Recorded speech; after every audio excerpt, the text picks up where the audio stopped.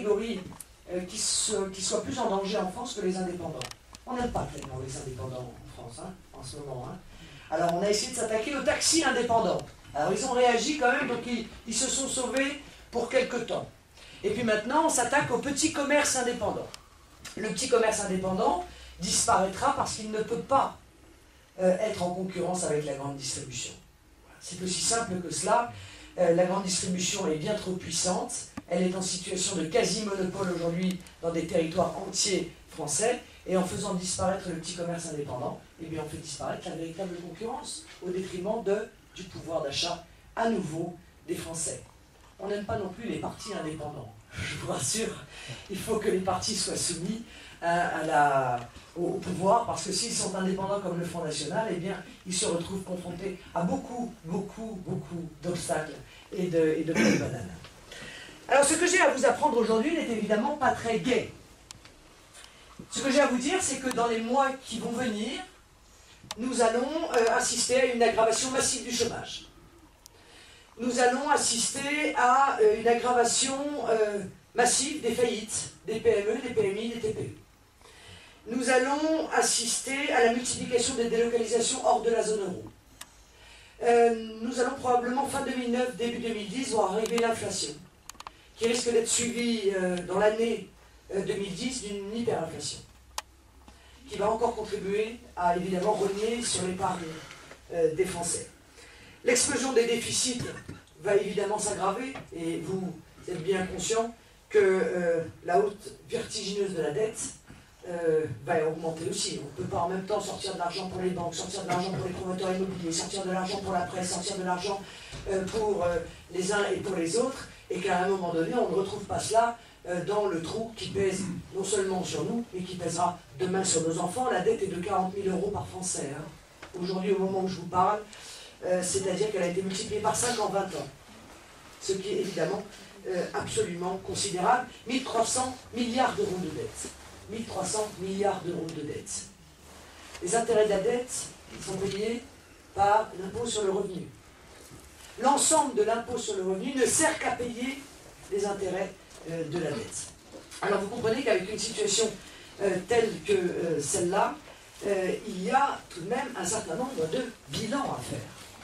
Je ne sais pas qui d'entre vous a regardé Nicolas Sarkozy à la télévision il y a 2 jours, mais moi il y a quelque chose qui m'a absolument frappé, c'est qu'il n'y avait aucun bilan. Il n'est pas venu s'expliquer sur sa politique d'immigration. Il n'est pas venu s'expliquer sur son soi-disant service minimum.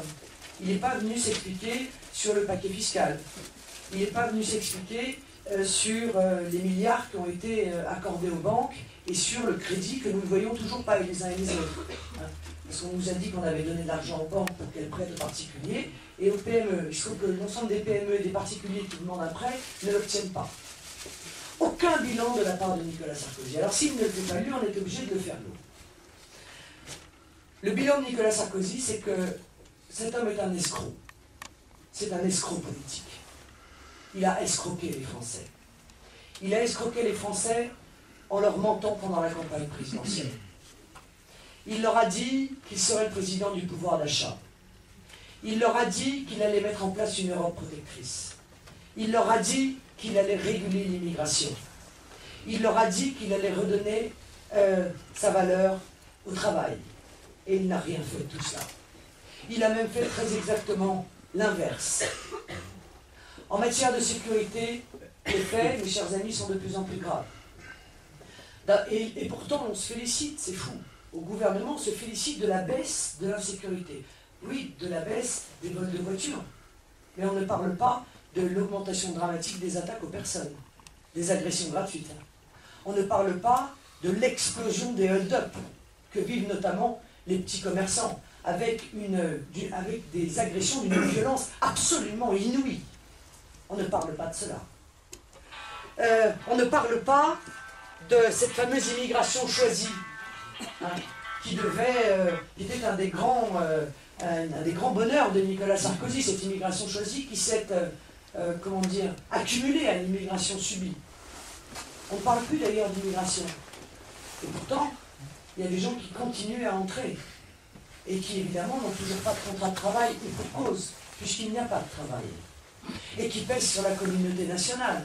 Et pour cause, puisque nous sommes le pays qui est le plus avantageux, non seulement pour les étrangers en situation régulière, mais également pour les étrangers en situation irrégulière.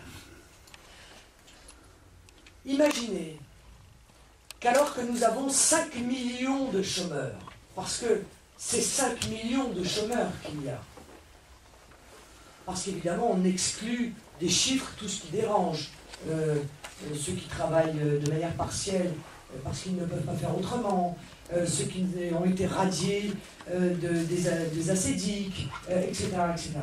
Imaginez qu'avec 5 millions de chômeurs, dans la situation économique dramatique que nous vivons, eh bien, Nicolas Sarkozy, lui, continue à aller chercher des immigrés à l'étranger pour les faire venir en France pour travailler. Quel est l'objectif de ça, mes chers amis? L'objectif, il est clair. C'est que l'immigration fait partie de l'équation antisociale. L'immigration, elle sert à faire baisser les salaires des Français.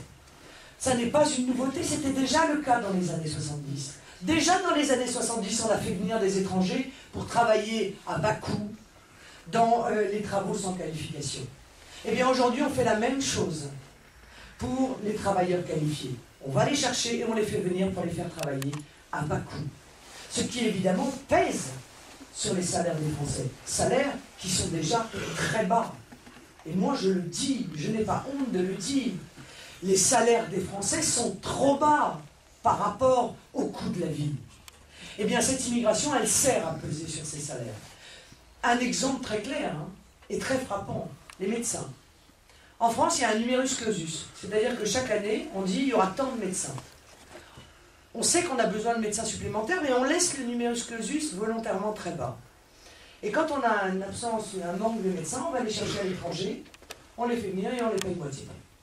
Ben voilà. L'équation antisociale, elle est là. C'est à ça que sert l'immigration. Et évidemment, la conséquence de l'immigration, ce n'est pas uniquement la baisse des salaires, c'est également tout le reste. C'est le poids financier considérable que représente la gestion de cette immigration.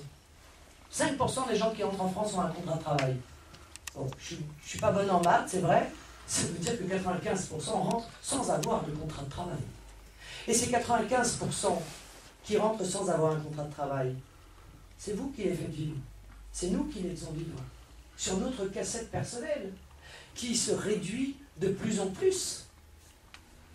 Parce que qui paye leur école, puisque l'école est gratuite? Qui paye les logements sociaux, puisqu'ils ont accès aux logements sociaux? Qui paye leur sécurité? Qui paye leurs soins, puisqu'on leur a accordé la couverture maladie universelle et l'aide médicale d'État? C'est la communauté nationale. Qu'est-ce que Nicolas Sarkozy a changé à ça? Rien. Zéro.